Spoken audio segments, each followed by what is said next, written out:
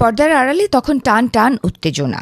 পাকিস্তানের ইসলামাবাদের বিলাসবহুল সেরেনা হোটেলের করিডোরে ভারী বুটের শব্দ আর কূটনীতিকদের ব্যস্ত আনাগোনা। একদিকে মার্কিন ভাইস প্রেসিডেন্ট জেডি ভ্যান্স, অন্যদিকে ইরানের পার্লামেন্ট স্পিকার মোহাম্মদ বাঘের গালবাফ, মাঝখানে মধ্যস্থতাকারী হিসেবে পাকিস্তান। দীর্ঘ এক দশকেরও বেশি সময় পর দুই চিরপ্রতিদ্বন্দ্বী মুখোমুখি। লক্ষ্য বিশ্বকে একটি সম্ভাব্য পরমাণু যুদ্ধ থেকে রক্ষা করা। হোটেলের দুই উইংয়ে দুই পক্ষ আর মাঝখানে সাধারণ কামরাটি ব্যবহৃত হচ্ছিল ত্রিপাক্ষিক বৈঠকের জন্য। নিরাপত্তার কড়াকড়ি এমন পর্যায়ে পৌঁছেছিল যে মূল আলোচনা কক্ষে ফোন দিয়ে ঢোকাও নিষিদ্ধ ছিল। কোনো বার্তা পাঠাতে হলে প্রতিনিধিদের রুমের বাইরে আসতে হচ্ছিল। ২০ ঘন্টারও বেশি সময় ধরে চলা এই ম্যারাথন বৈঠকে মুহূর্তের মধ্যে পাল্টে যাচ্ছিল বাতাসের মোড়। কখনো মনে হচ্ছিল চুক্তি কেবল সময়ের ব্যাপার, আবার কখনো উত্তপ্ত বাক্য বিনিময়ে ভেস্তে যাচ্ছিল সব পরিকল্পনা।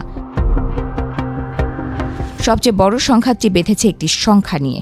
ওয়াশিংটন চায় আগামী ২০ বছর ইরান তাদের ইউরেনিয়াম সমৃদ্ধকরণ কর্মসূচি সম্পূর্ণ বন্ধ রাখুক, কিন্তু তেহরান সাফ জানিয়ে দেয় তারা সর্বোচ্চ ৫ বছর পর্যন্ত এই কার্যক্রম বন্ধ রাখতে রাজি।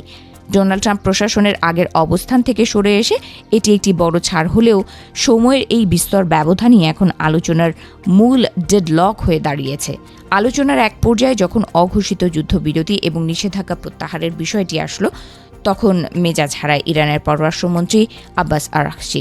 অত্যন্ত শান্ত স্বভাবের এই মানুষটির কণ্ঠস্বরও তীক্ষ্ণ হয়ে ওঠে।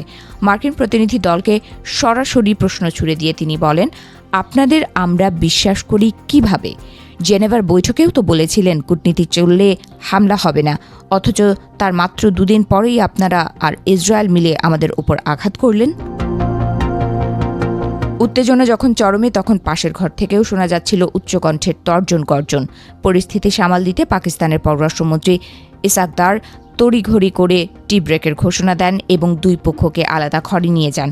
এই চা চক্রের বিরতি সম্ভবত উত্তপ্ত আবেগকে কিছুটা প্রশমিত করার সুযোগ দিয়েছিল, কারণ রোববার সকালের দিকে হঠাৎ করে আবহাওয়ায় কিছুটা নমনীয়তা লক্ষ্য করা যায়। একসময় মনে হচ্ছিল চুক্তিটি প্রায় হয়েই গেছে। নাম প্রকাশে অনিচ্ছুক এক কর্মকর্তা জানান, আমরা চুক্তির প্রায় ৮০% কাছাকাছি পৌঁছে গিয়েছিলাম, কিন্তু বাকি ২০% ছিল এমন কিছু কঠিন সিদ্ধান্ত যা টেবিলে বসে সঙ্গে সঙ্গে নেওয়া সম্ভব ছিল না।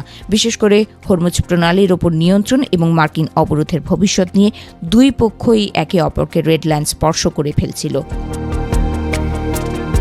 বৈঠক শেষে ইসলামাবাদে কোনো আনুষ্ঠানিক ঘোষণা আসেনি। একদিকে মার্কিন নৌবাহিনীর ইরানের বন্দরগুলোতে অবরোধ শুরু, অন্যদিকে ডোনাল্ড ট্রাম্প দাবি করেছেন তেহরান থেকে ফোন এসেছে এবং তারা একটি চুক্তিতে পৌঁছতে আগ্রহী। হোয়াইট হাউসের মুখপাত্র অলিভিয়া ওয়েলস সাফ জানিয়ে দিয়েছেন, ট্রাম্পের নীতি স্পষ্ট, ইরান কখনোই পরমাণু অস্ত্র হাতে পাবে না। ইসলামাবাদের এই নাটকীয় সংলাপ আপাতত কোনো চূড়ান্ত সমাধানে পৌঁছতে না পারলেও কূটনীতিকরা বলছেন আলোচনা এখন পুরোপুরি মৃত নয়। রাজনৈতিক বিশ্লেষক ইয়ান ব্রেমারের মতে শেষ পর্যন্ত হয়তো ১২.৫ বছরের একটি মাঝামাঝি চুক্তিতে পৌঁছতে পারে দুই দেশ।